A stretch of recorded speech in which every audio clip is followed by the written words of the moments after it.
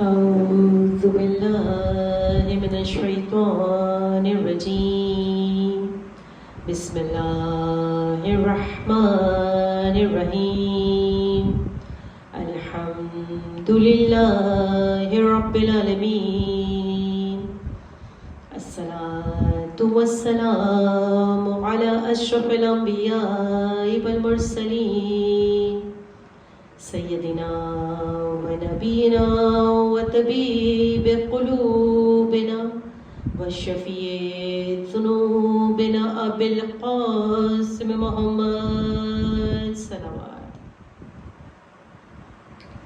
ثم الصلاة والسلام على دعوة النبوية والسولة الحيدرية والإسمة الفاطمية والحلم الحسنية والشجاعة الحسينية والعبادة السجادية والمآثر الباقرية والعسر الجعفرية والعلوم الكاظمية والحجة الرضوية والجود التقوية والنقاوة النقوية والهيبة العسكرية والغيبة الإلهية القائم بأمر الله صلوات.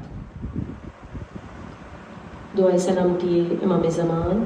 بسم اللہ الرحمن الرحیم. اللہم کل حجت ابن الحسن صلواتک علیہ وعلی آبائی فی هذه الساعة وفی کل ساعة ولیا وحافظا وقائدا وناصرا ودلیلا وعینا حتی تسکنہ ارضک طوعا وتمتعه فيها طويلا برحمتك يا ارحم الراحمين.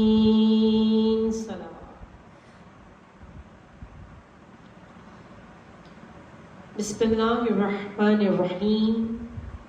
تمام تعریفیں، تمام حمد و ثنا اسی خدا واحد کو زیبا ہے جو رحمان بھی ہے اور رحیم بھی ہے. رحمان اس لیے کہ اس کی نعمتیں سب کے لیے، چاہے کوئی اس کو مانے یا نہ مانے. وہ نمرود کو بھی دیتا ہے، فرعون کو بھی دیتا ہے، جناب موسیٰ علیہ السلام کو بھی دیتا ہے اور جناب عیسیٰ علیہ السلام کو بھی دیتا ہے. وہ جناب ابراہیم کو بھی دیتا ہے، ابو لہب کو بھی اپنی نعمتوں سے، دنیاوی نعمتوں سے سرفراز کرتا ہے، اور محمد مصطفیٰ کو بھی. اس کائنات میں اس کی نعمتیں سب کے لیے ہیں کیونکہ وہ رحمان ہے، اس کی رحمانیت سب کے لیے ہے. لیکن وہ پروردگار جو کہ رحیم ہے، تو اس کی رحیمیت کا تقاضا یہ ہے کہ وہاں فقط اپنوں کو عطا کیا جائے گا، وہاں فقط انہیں عطا کیا جائے گا جو دامن آل محمد سے وابستہ ہوں گے. اور اس وقت بھی جو آپ اس فرش عزا پر موجود ہیں، یہ اس رب ذوالجلال کی رحیمیت کا دسترخوان بچھا ہوا ہے جو سید الشہداء ابا عبداللہ حسین ابن علی کے نام کا ہے. خدا کی رحیمیت کا دسترخوان. اور میرے مولا ابا عبداللہ حسین ابن علی یہ کہتے ہیں کہ جہاں میرا فرش بچتا ہے وہ میرے حرم کا درجہ رکھتا. جب کسی بھی مجلس میں آیا کریں، کسی بھی مجلس میں بیٹھا کریں، کسی بھی فرش عزا پر بیٹھا کریں، یہ سوچ کر بیٹھا کریں کہ میں حرم ابا عبداللہ میں موجود ہوں، میں حرم سید الشہداء میں موجود ہوں، میں اس جنت میں موجود ہوں جو کربلا معلی ہے. میں اس جنت میں موجود ہوں کہ جس کے 10 دروازے ہیں. جنت کے 8 دروازے، لیکن جس کے صدقے میں جنت بنائی گئی ہے اس کے 10 دروازے. کسی دروازے سے بھی آؤ، رحمتوں کا نزول ہے. تو ہم اس حسین ابن علی کے چاہنے والے ہیں جو اس خدا کی دسترخوانی رحیمیت پر موجود ہے. پروردگار اس فرش ازاں کو بچھانے والوں کو آباد رکھے، آنے والوں کو سلامت رکھے. خدا کوئی غم نہ دے سوائے غم حسین کے. ہم مسلسل نہج البلاغہ میں سے کوئی نہ کوئی موتی چنتے ہیں، کوئی نہ کوئی لفظ، کوئی نہ کوئی جملہ، اور اس پر سے مختصر سی گفتگو ہو جاتی ہے. آج مولائی کائنات علی ابن ابی طالب کے ایک فصیح و بلیغ خطبے کی ایک جملہ بیان کروں. وہی خطبہ کہ جس پر مسلسل گفتگو چل رہی ہے، خطبہ متقین، کہ جس میں مولائی کائنات علی ابن ابی طالب ارشاد فرماتے ہیں کہ جو ہمارا چاہنے والا ہوتا. دیکھیے سید رضی، پہلے بھی میں بیان کر چکی ہوں کہ سید رضی نے جو مولائی کائنات کے خطبات کو کمپائل کیا ہے، جو جمع کیا ہے، تو یہ مکمل علم علی نہیں ہے، بلکہ کشکول رضی کا نام نہج البلاغہ ہے. نہج البلاغہ، بلاغت کا راستہ.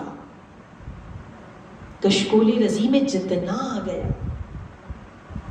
علی ابن ابی طالب کا علم تو کوئی سمجھ ہی نہیں سکتا، کوئی بیان کر ہی نہیں سکتا. سید رضی کون ہے؟ شیخ مفید کے شاگرد ہیں. یقیناً تاریخ شیعت کی وہ ہستی ہے کہ آج ان کی محنتوں کا ثمر مولانا کائنات کے خطبات کی جیتی جاگتی تصویر نہج البلاغہ ہمارے پاس موجود ہے. سید رضی اور سید مرتضیٰ، 2 بھائی. ایک علم الہدا کا لقب وقت کے امام حضرت حجت علم الہدا کا لقب دیتے ہوئے نظر آتے ہیں. اللہ اکبر. اور دوسرے بھائی کی محنتیں نہج البلاغہ کی شکل میں ہر گھر میں موجود ہیں. کس طرح سے ماں نے تربیت کی. شیخ مفید کے پاس آئی تھی نا لے کر، چھوٹے چھوٹے جب دونوں تھے. مشہور و معروف واقعہ جب ذکر آ ہی گیا تو بیان کرتی ہوئی چلوں کہ جب شیخ مفید نے خواب میں حضرت زہرا کی زیارت ہوئی تھی. اللہ اکبر. حضرت زہرا تو چھوٹے چھوٹے بچوں، کم سن بچوں کو لے کر آئی ہیں. اور دوسرے روز جب علامہ مفید شیخ مفید کے دروازے پر آئی ہے ایک بی بی اور دونوں چھوٹے چھوٹے بچوں کو لے کر، گویا کہ ان کو اپنے خواب کی تعبیر مل گئی. پوچھا کہ آپ کون ہیں؟ کہا ان بچوں کو تعلیم دلوانے کے لیے لائی ہوں. شیخ مفید نے دینی تعلیم دی اور دونوں بچے بڑے ہو کر، ایک بھائی سید مرتضیٰ اور دوسرا بھائی سید رضی، تاریخ شیعت کی عظیم ترین ہستیاں. اس طرح سے ماں نے تربیت کی ہے. تو ہمارا سلام ہو ان ماؤں پر. تو سید رضی نے جو محنتیں کی ہیں، مولا کائنات کو خطبات کو جمع کیا ہے کہ پروردگار ہمیں توفیق عطا کرے کہ ہم نہج البلاغہ کو پڑھیں، اس کے خطبات کو پڑھنے کی، سمجھنے کی خدا توفیق دے، تاکہ ہم بھی یہ کہہ سکیں کہ ہاں ہم نے اتنی مرتبہ اپنے مولا کے خطبات کو پڑھا. کبھی خطبہ حمام کو پڑھا یا نہیں پڑھا. کبھی تو کرامن کاتبین، ہمارے یہ فرشتے دائیں بائیں جو بیٹھے ہوئے لکھے ہمارا یہ عمل. تو اس پہ میرے مولا ارشاد فرماتے ہیں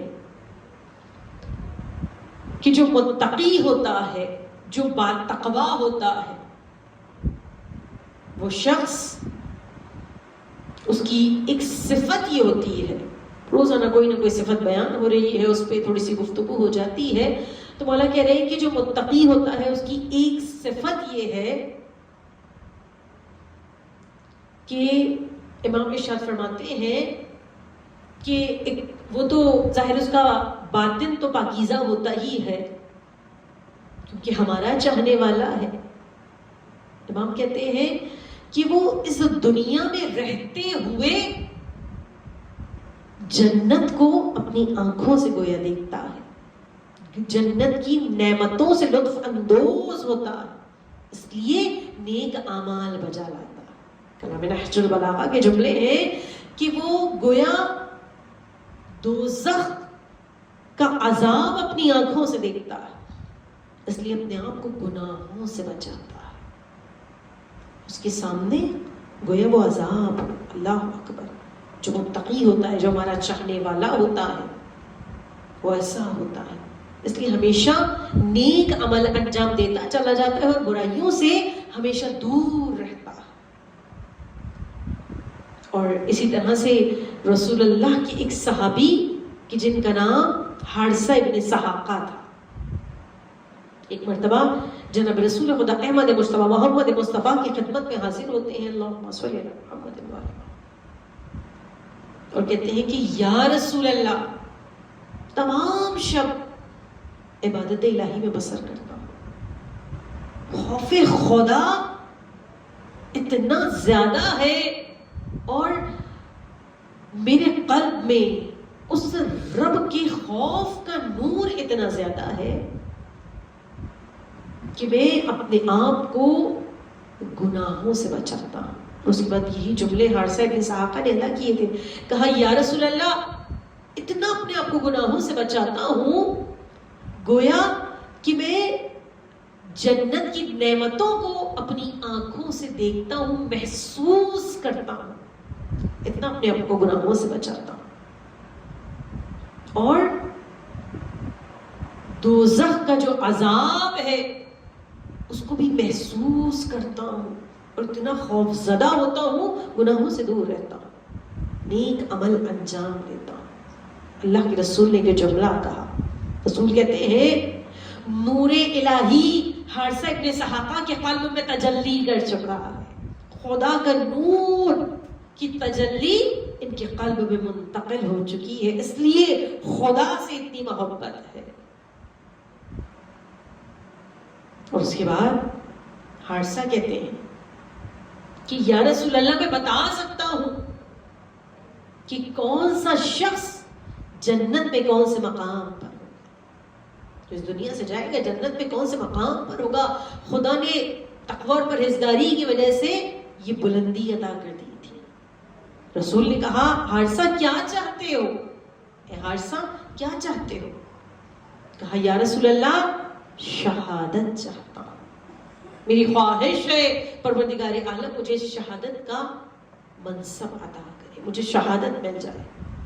بس کہتے ہیں کہ اس کے بعد رسول اللہ جس غزوے میں شریک ہوئے، حارثہ ابن سحاقہ رسول اللہ کے ساتھ تھے، اور 10ویں شہادت حارثہ ابن سحاقہ کی تھی۔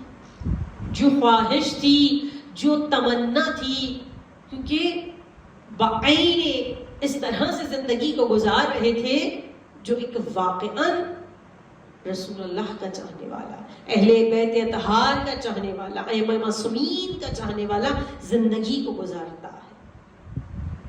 تو خواہش کا رسول کے سامنے اظہار کیا، خدا نے اس خواہش کو پورا بھی کیا کہ شہادت کے منصب پر فائز ہوئے۔ تو مولا کائنات ارشاد فرماتے ہیں کہ جو ہمارا چاہنے والا ہوتا ہے، جو متقی ہے، ہمارا چاہنے والا ہے، ہم سے محبت کرنے والا ہے، تقوی اور پرہیزگاری کے راستے پر گامزن ہے، وہ نیکیاں کرتا چلا جاتا ہے، جنت اس طرح سے کہ اس کے سامنے جنت کی نعمتیں موجود ہیں، گویا وہ جنت کی نعمتوں کو دیکھ رہا ہے اور اپنے آپ کو برائیوں سے دور رکھتا ہے، اپنے آپ کو گناہوں سے دور رکھتا ہے، گناہوں سے بچاتا ہے، گویا کہ دوزخ کا عذاب اس کے سامنے ہے۔ تو بس بیبیوں، پروردگار اس فرش عزا کے صدقے میں پروردگار مولا کائنات علی ابن ابی طالب کے صدقے میں، اس نہج بلاغہ کے صدقے میں ہم سب میں وہ صفات پیدا کرے کہ ہم بھی واقعاً مولا کے چاہنے والے، اہل بیت اطہار کے چاہنے والے، محمد و آل محمد کے چاہنے والے کہلا سکیں، کیونکہ ہم تو ان ہستیوں کے چاہنے والے ہیں کہ جن کے نزدیک جو موت سے نہیں گھبراتے ہیں، بالکل پریشان نہیں ہوتے، جن کے نزدیک شہادت، جن کے نزدیک موت شہد سے زیادہ عشق ہے۔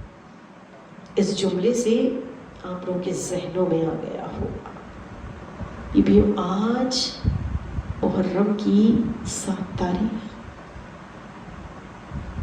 2 نسبتیں ہیں اس تاریخ کو۔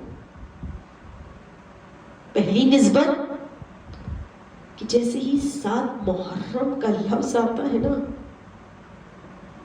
ایک ہلچل سی برپا ہو جاتی ہے کہ کیونکہ خیام حسینی میں آج سے العطش کی صدائیں بلند، وہ حسین جو عرش و فرش کے بادشاہ ہیں، کہتی ہوں جن کے در پر ملائکہ مانگنے کے لیے آتے ہیں، اس حسین ابن علی کے بچے پیاسے ہیں، وہ حسین جو ساقی کوثر کا بیٹا، اس حسین کا آج کی تاریخ وہ تاریخ ہے کہ 6 مہینے کا الیسار بھی پیاسا، پانی نہیں ہے، 4 برس کی 3.5 4 برس کی سکینہ بھی پیاسی ہے، مشکی سے خشک ہے، کربلا کی تپتی ہوئی دھوپ، وہ ریگے گرم، اور ننھے معصوم بچے۔ بس بیویوں، آج سے جب ٹھنڈا پانی پینا، کیونکہ میرے مولا حسین نے یہی کہا تھا، سید سجاد کو جب اسرار امامت سونپنے آئے تھے نا، کہ ہمارے چاہنے والوں سے کہنا کہ جب بھی ٹھنڈا پانی پیے میرے بچوں کی پیاس کو ضرور یاد کریں۔ تو بس آج خصوصیت سے 7 محرم سے آپ جب بھی ٹھنڈا شربت یا ٹھنڈا پانی پیے، کربلا والوں کی پیاس کو ضرور یاد کریے۔ اور دوسری نسبت کیا ہے؟ دوسری نسبت شہزادہ قاسم کی ہے، کہ میں کہتی ہوں پوری دنیا کے جس گوشے میں بھی فرش عزا بچتا ہے، آج 7 محرم کو یتیم حسن کا پرسہ دیا جاتا ہے۔ یہ وہ شہزادہ ہے جو پورے سال میں ایک مرتبہ اس شہزادے کا ذکر ہوتا ہے۔ تو آج خصوصیت سے اس فرش عزا پر اولاد والی مائیں بیٹھی ہوئی ہیں، خدا آپ سب کے بچوں کو سلامت رکھے۔ آج خصوصیت سے اس فرش عزا پر ایک اجڑی ہوئی ماں ام فروا آئی ہوئی ہے اپنے لال قاسم کا پرسہ لینے کے لیے۔ خدا سب کے بچوں کو سلامت رکھے، اللہ نہ کرے کسی ماں پر ایسا وقت آئے۔ دیکھیے اولاد کی جب تربیت اور پرورش کرتے ہیں نا ماں باپ، مل جل کے کرتے ہیں۔ بے شک ہر ماں کا یہ ارمان ہوتا ہے کہ میرا لال جوان ہوگا، ہر باپ کا یہ ارمان ہوتا ہے کہ میرا بیٹا جوان ہوگا، میرے قد کے برابر آئے گا۔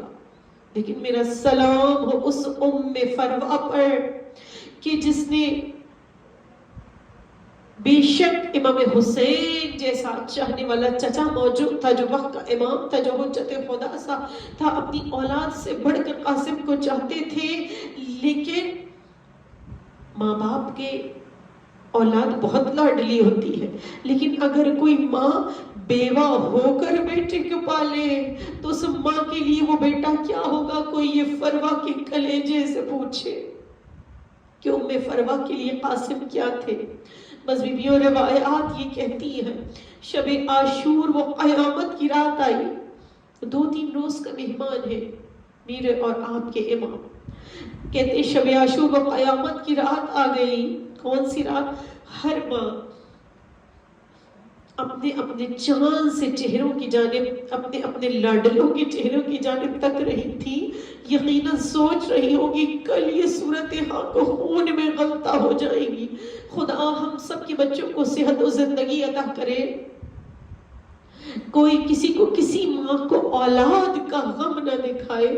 کہتے ہیں ام فروا قاسم کو لے کر بیٹھی ہے نا، تو کہتی ہے قاسم اے میرے لال، تیری ماں نے بڑے مصائب اٹھائے ہیں، اے قاسم تو فقط 2-2.5 برس کا تھا جب تیرے بابا کا سایہ اس سر سے اٹھ گیا تھا. تیری ماں نے تجھے بڑی محبتوں اور محنتوں سے پالا ہے.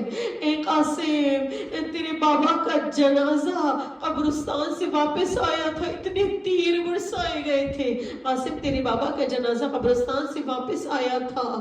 ہاتھوں کو جوڑ کر کہتی ہوں اے بی بی ام فروا, قاسم سوچ رہی ہوں گی اماں بابا کا تو جنازہ آ گیا تھا نا, میرا جنازہ نہیں آئے گا بلکہ چچا ایک گٹھڑی میں میری لاش کے ٹکڑوں کو لے کر آئیں گے. بس بی بی کہہ رہی ہے قاسم کل بیوہ ماں کو شرمندہ نہ کرنا. ارے فاطمہ کے لال حسین پر سب اپنی جان کو نثار کریں گے, حسین ابن علی پر بہت قیامت کا وقت آنے والا ہے. بس اے بی بی او, اے رونے والی بی بی او, خدا آپ کو سلامت رکھے, اپنے بچوں کی خوشیاں دیکھنا نصیب کرے. آج ایک بیوہ ماں پرسر لینے کے لیے آئی ہوئی ہے جس نے بڑی محبتوں سے اپنے لال کو پال کر جوان کیا ہے.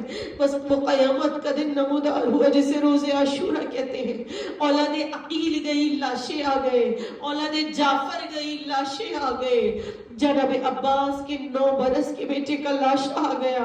ام فروا کہتی ہیں کہاں ہے میرا قاسم؟ جناب قاسم کہتے ہیں اماں چچا مجھے اجازت نہیں دیتے ہیں, میں کتنی مرتبہ جا چکا ہوں لیکن چچا مجھے اجازت نہیں دے رہے ہیں. ام فروا کہتی ہے اے میرے لال قریب آ. اب جو قاسم قریب آئے ہیں ام فروا نے کہا اپنی آستین کو الٹ, اور اس کے بعد کہا تیرے بابا نے بازو پر ایک تعویذ باندھا تھا, کوئی مشکل وقت ہو تو اس تعویذ کو کھول کر پڑھ لینا. اب جو جیسے ہی اس تعویذ کو کھولا تحریر حسن نظر آئی, اور تحریر حسن کو دیکھا. اب چلی ہے ام فروا قاسم کو لے کر.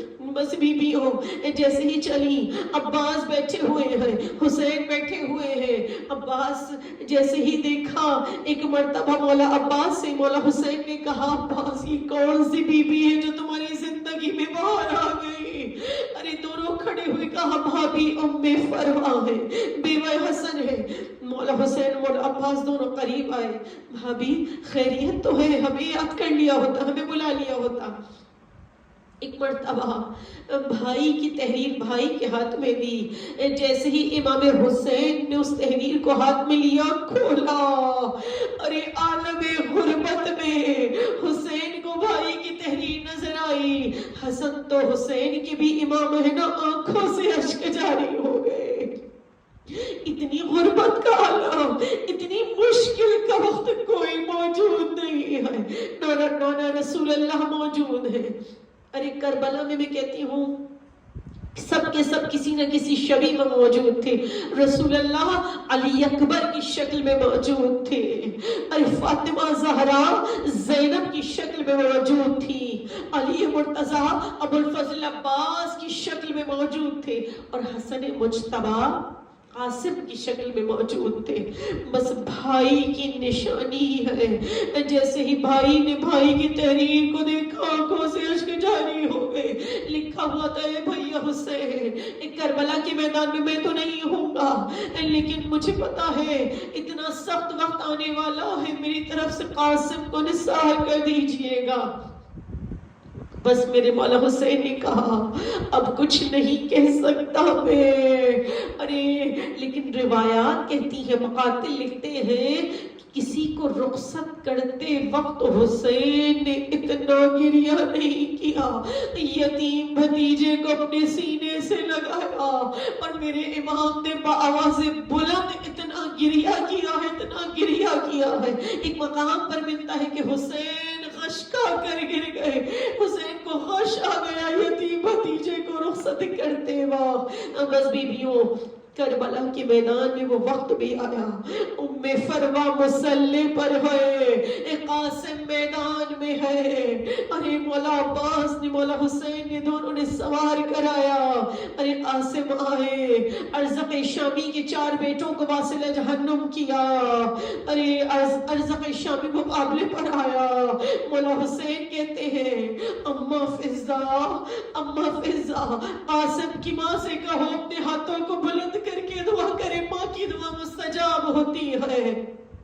ارزق شامی قاسم کے مقابلے پر آ گئے. خدا میرے بچے کو فتح عطا کرے. ماں کی دعا مستجاب ہوئی. ارے ارزق شامی بھی واصل جہنم ہوا. جب ارزق شامی اور اس کے 4 بیٹے واصل جہنم ہو چکے نا، اب عمر سعد نے کہا اس کو بچہ نہ سمجھو، یہ بنو ہاشم کا چاند ہے. ارے یہ بنو ہاشم کا، یہ حیدر کرار کا پوتا ہے. اس کو ایک ایک کر کے نہ جاؤ، چاروں جانب سے گھیر لو. ارے چاروں جانب سے گھیر لیا گیا. کہیں سے تیر آ رہے تھے، کہیں سے تلواریں آ رہی تھیں، کہیں سے نیزے آ رہے تھے. فروا کا لال زخمی ہوتا چلا گیا. جس کو کبھی ماں نے موٹا لباس نہ پہنایا تھا، بیبیوں جس کو کبھی ماں نے موٹا لباس نہ پہنایا تھا، وہ زخموں سے چور چور تھا. آواز دی، چچا مدد کے لیے آئیے، چچا میرا سلام آخر قبول کیجئے. یتیم بھتیجے کی اس آواز کو عباس نے سنا، یتیم بھتیجے کی اس آواز کو میرے مولا حسین نے سنا. مقاتل لکھتے ہیں ایک گھوڑے پہ عباس، ایک پہ حسین ابن علی.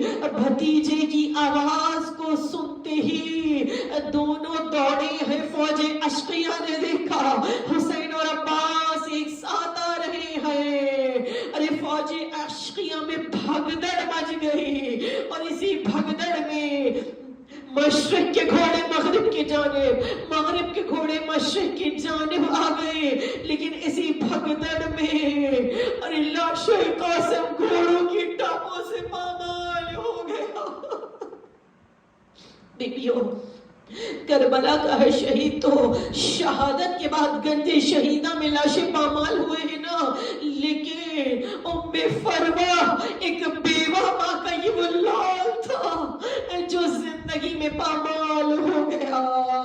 ارے جب زین سے زمین پر گرے ہیں، جسم ٹکڑوں میں تبدیل ہو چکا تھا. ایک روایت کے مطابق نہیں معلوم کتنے سو گھوڑے قاسم کے پھول سے بدن پر چڑھ گئے، ٹکڑے ٹکڑے جسم ہو کر بکھر گیا. جب میرے مولا حسین پہنچے ہیں نا، کہا قاسم کہاں ہو؟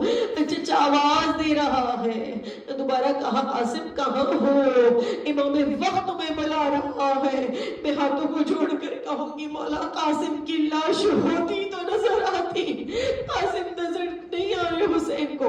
کہوں گی مولا قاسم کا لاشا ہوتا تو نظر آتا. ارے لاش کے ٹکڑے تو سرزمین کربلا پر بکھر گئے تھے. حسین روتے جاتے تھے، ابا کے دامن کو پھیلایا، ایک ایک لاش کے ٹکڑے کو اٹھاتے جاتے تھے، سینے سے لگاتے تھے، اس کو چومتے تھے اور کہتے تھے میری لال چچا کو معاف کر دینا، تو نے آواز دی، تیری آواز پر فوراً نہ پہنچ سکا. بس بیبیوں آخری جملے ہیں، مصائب کے دل کھول کر ام فروا کو پرسہ دے دیجئے گا. آج اس فیشی اعظم پر امام حسن مجتبی بھی آئے ہوں گے اپنے بیٹے کا پرسہ لینے. عجب نہیں میرا مولا حسین بھی آئے ہوئے ہوں گے. ارے بہت لاڈلا بھتیجا ہے یہ شہزادہ. بس روایات یہ کہتی ہیں مولا نے ایک گٹھڑی باندھی، لاش کے ٹکڑوں کو جمع کیا، ایک گٹھڑی باندھی چلے ہیں. جب پہنچے ہیں نا، ایک مرتبہ شہزادی زینب سے کہا قاسم کی ماں کہاں ہے؟ بھابی ام فروا کو بلاؤ. اب جو شہزادی ام فروا آئی، مولا حسین کے چہرے کی جانب دیکھا، آنکھیں جھکی ہوئی ہیں. کہا اے فرزند رسول، کیا میرے لال نے وفا نہیں کی؟ کیا میرے لال نے وفا نہیں کی؟ ایک مرتبہ میرے مولا نے کہا ہے بھابی قاسم نے تو ایسی وفا کی ہے کہ قیامت تک تاریخ انسانیت میں وفا یاد کی جائے گی. کہا میں نے اس لیے کہہ رہی ہوں کہ سب کے لاشیں لائے، میرے لال کا لاشا نہ لائے.